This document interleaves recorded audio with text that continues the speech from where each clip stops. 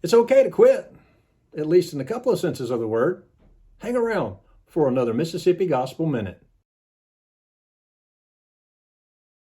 If you're like me, you've heard all of your life that winners never quit and quitters never win.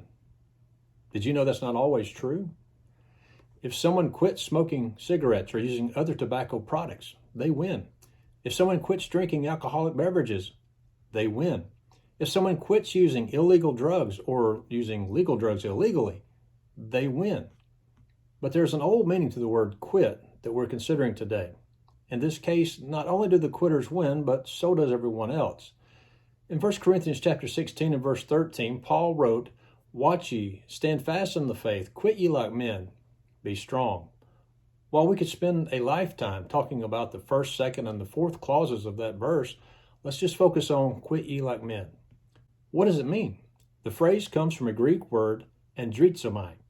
The KJV and the ASV agree on the meaning, and other Bible versions carry a similar thought. Mounts defined it as to render bravely or manly. Middle voice is to show or behave oneself like a man. It seems that Paul is challenging the men at Corinth to take on the role that God created them to have, which indicates that they have not yet fully done that. So what is that role? To be men. In other words, to do manly things, to act like a man, to be manly, to show valor and be courageous. Among other things, to teach the boys to become men. Teach them to hunt and fish. Teach them to change a tire, change the oil, and to replace their brakes. Of course, they couldn't have done that in Corinth, but you get the idea. Teach them how to grow their own food. Teach them how to work hard and accomplish their goals. Teach them to love and respect their mama and also to respect other women. Teach them how to treat their wives. Teach them how to respect their elders. Teach them to respect themselves, but most importantly, teach them to love God and His people and His Word, and teach them how to go to heaven.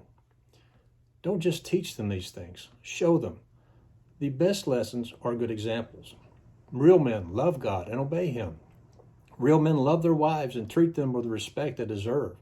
Real men love and serve the needs of others. Real men work to support their families. Of course, there's exception for those who are not physically able to. Real men teach their children what is right. Of course, this is a complete contrast to what the world wants us to think.